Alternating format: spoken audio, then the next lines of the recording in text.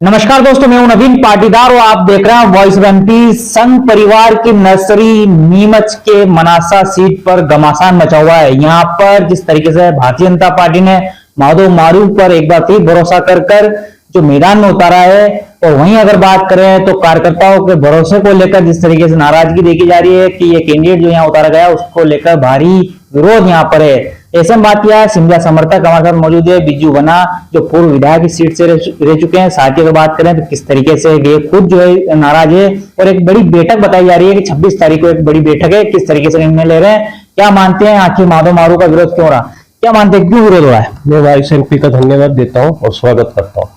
मैं भारतीय जनता पार्टी का एक कार्यकर्ता हूं आज, और भारतीय जनता पार्टी के कार्यकर्ता के रूप में मैंने भारतीय जनता पार्टी से हमारी मांग है, कार्यकर्ताओं की मांग है कि हमारा प्रत्याशी मनासा विधानसभा से बदला जाए। क्योंकि आपने देखा कि 5 साल हमारे जो विधायक जी उन्होंने जितना भ्रष्टाचार इस मनासा विधानसभा में किया कहीं नहीं दिखा होगा।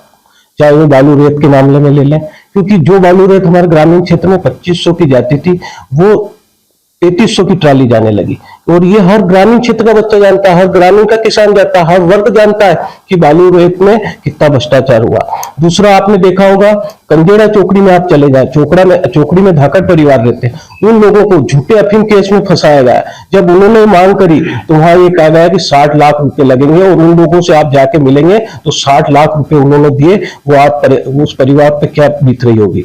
इसके बाद आपने देखा कि मनासा में भू माफिया को संरक्षण देने वाला, आप किसी भी जनता से पूछ ले, खादी ग्राम उद्योग की जमीन जो शासकीय जमीन है उसको करके और खादी ग्राम उद्योग की जमीन उन्होंने अपने नाम करवा ली, अपने चहेतों के नाम करे। कंबल केंद्र हरा की जमीन जो बेचारे बुनकर वहां रहते थे, उनकी एक सोसाइटी थी, उस सोसाइटी को उन्हें भग करके वो जमीन भी अपने चहेतों के नाम करवा ली। आपने देखा होगा थाने की दलाली, तहसील की दलाली, अन्य जगह हर जगह भ्रष्टाचार का। और ये मैं नहीं कह रहा हूं, भारतीय जनता पार्टी का एक एक कार्यकर्ता कह रहा है। और हम भारतीय जनता पार्टी से निवेदन करते हैं, शीर्ष नेतृत्व से निवेदन करते हैं, अभी भी आप सोच ले, विचार ले और भारतीय जनता पार्टी का प्रत्याशी चेंज कर दे। चाहे मुझे प्रत्याशी नहीं बनाए, किसी को भी बना दे। आपने नीमच जिले में देखा होगा, क्या पाटीदार समाज के लोग नहीं रहते हैं? क्या गुजर समाज के लोग नहीं रहते? क्या धाकर समाज के लोग नहीं रहते? क्या धनगर समाज के लोग नहीं रहते? क्या सोंदिया समाज के लोग नहीं रहते? एक भी ऐसा पिछड़ा समाज नहीं है जिसको भारतीय जनता पार्टी ने टिकट दिया है। और सब समाजों ने देखा आपने, चाहे अन्य समाजों को दे दिया होगा। मेरा कहना था किसी ओबीसी को मना से लड़ा दिया जाता, नीमच लड़ा दिया जाता, हम संतुष्ट होते, हम उनके साथ कंधे से कंधा मिलाकर लड़ाई लड़ते और भारतीय जनता पार्टी को विजय बनाते।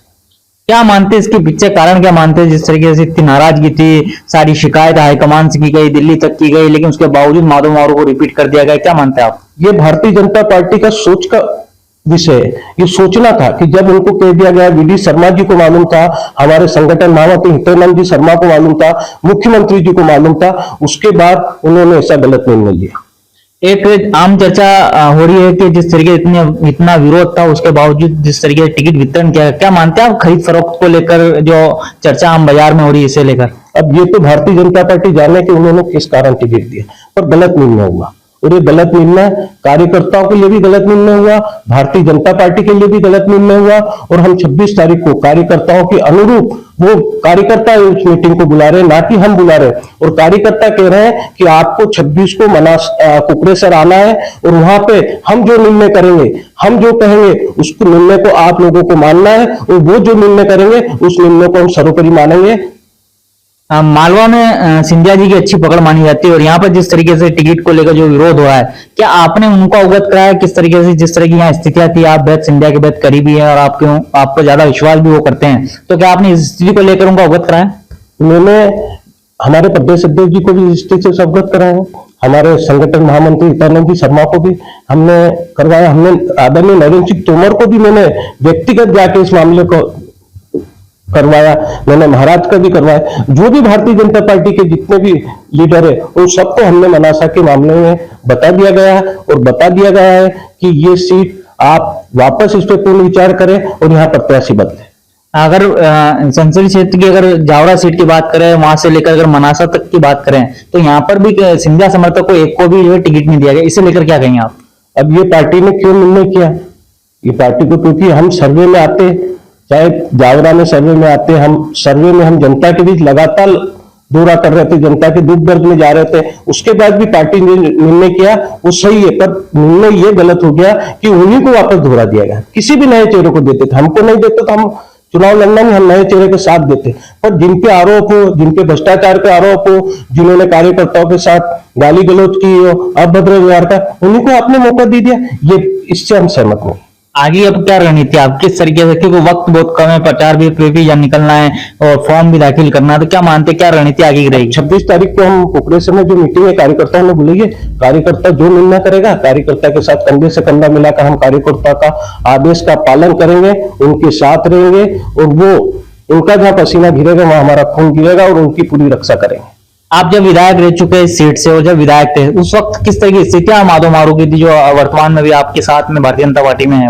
मेरा जब 2013 में माधो मारू को भारतीय जनता पार्टी ने प्रत्याशी बनाया, उस टाइम माधो मारू की छवि एक ऐसी थी कि वो जनता की सेवा करेगा, मनासा क्षेत्र का है, मनासा क्षेत्र में लोगों के साथ कंधे से कंधा मिलाकर उनका साथ देगा, उनके साथ दुख दर्द में उनके साथ जाएगा। मैं भी चाहे मैं कांग्रेस रहा, पर मैं व्यक्तिगत भारतीय जनता पार्टी के मैंने विधायक का पूरा साथ दिया, क्योंकि वो हमारा क्षेत्र का था, क्योंकि पहले हमारा क्षेत्र फिर उसके बाहर, और भारी प्रत्याशी होने के कारण हमने माधो मारू का साथ दिया, मैंने भी साथ दिया, हमारे सब लोगों ने साथ दिया और हमको विश्वास था कि मनासा का विकास होगा, मनासा के दुख दर्द में ये साथ आएंगे। पर इन्होंने किसी को नहीं बख्शा, किसी भी कार्यकर्ता को नहीं बख्शा, इन्होंने सब लोगों में भ्रष्टाचार के जाल सा बिछा दिया। जो एक विकास का जाल नहीं होना चाहिए, वो भ्रष्टाचार का जाल मनासा विधानसभा में हो गया, उसका से हमारे विधायक जी को जाता है। आज मन की पीड़ा और दर्द नहीं होता है कि इस तरह की स्थितियां जिस तरीके से कार्यकर्ताओं के साथ हो रही है, एक आप लोगों के साथ हो रही है, क्या मानते हैं आप?